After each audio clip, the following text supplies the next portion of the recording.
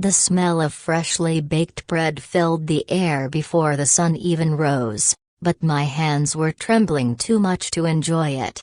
This was Ida, the day I'd been dreaming about since I was a kid, kneading dough with my grandmother in her tiny kitchen.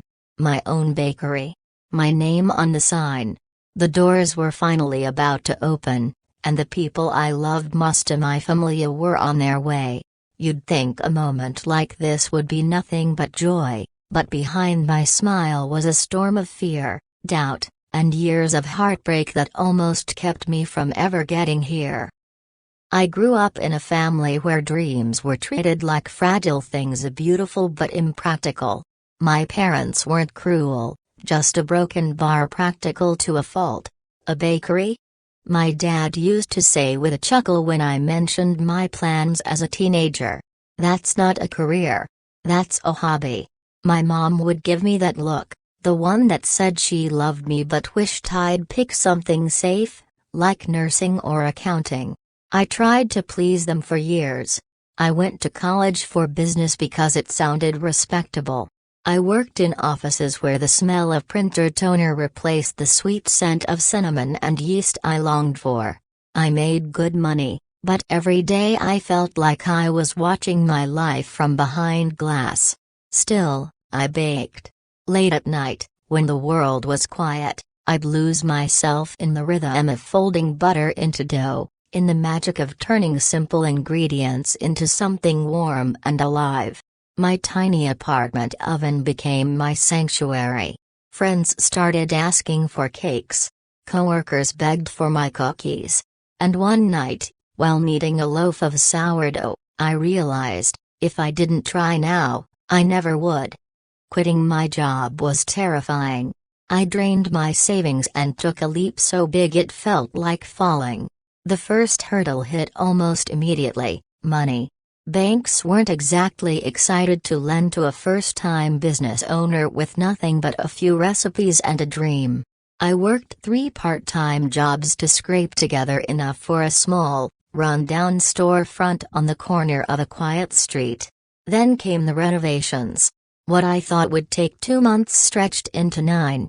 Leaky pipes, faulty wiring, unexpected permits. It felt like the building itself was fighting me. There were nights I sat on the unfinished floor, covered in drywall dust, wondering if my parents had been right all along. And yet a broken bar, something kept me going.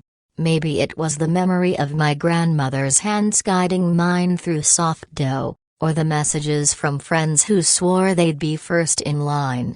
Or maybe it was sheer stubbornness. I refused to give up. The hardest part wasn't the money or the long hours. It was inviting my family to the grand opening. We'd grown distant over the years, me chasing a dream they didn't understand, them quietly hoping I'd grow out of it. I almost didn't send the invitations, afraid of the awkward silence or, worse, the polite smiles of people who still thought this was just a phase. But deep down, I wanted them there. I wanted them to see me, not just as their daughter or sibling, but as someone who dared to build something from nothing. The morning of the opening, my stomach twisted with nerves. The shop smelled of fresh croissants and cinnamon rolls. The display cases gleamed, each pastry lined up like a tiny piece of art. But as the first customers trickled in, my heart raced for one reason: my family wasn't there. Hours passed. Friends hugged me, strangers complimented the coffee, but every time the door opened, my eyes flicked to it, hoping maybe they weren't coming. Then, just as the afternoon rush began to fade, I saw them. My mom walked in first, clutching a small bouquet of sunflowers, my grandmother's favorite. My dad followed, his usual stern expression softening as he took in the space. My younger brother grinned, holding up his phone to film everything. For a moment, I couldn't move. My mom's eyes scanned the room, landing on the chalkboard menu, the warm light, the shelves lined with bread. Tears welled up before she even spoke. "This ice a broken bar beautiful," she whispered. Her voice cracked. "I'm so proud of you." It was like every late-night doubt, every fight, every sleepless worry melted away in that instant. My dad cleared his throat. He's never been good with emotions and said, "You really did it, huh? This place smells like heaven." He tried to smile, and it was the most honest thing I'd ever seen on his face. We sat together at a corner table, eating pastries I'd baked that morning. My mom told me stories I'd never heard about how my grandmother once dreamed of opening a bakery too but never got the chance. My dad admitted he was scared, not for my career, but for how hard the world can be on dreamers. "We just wanted you to be safe," he said quietly. "But I see now a broken bar. You were never safer than when you were doing this." I cried. Right there, in the middle of my bakery, surrounded by the scent of sugar and butter, I let years of tension finally go. That night, after the last customer left and the lights dimmed, I stood alone in the quiet shop. My family's laughter still echoed in my mind.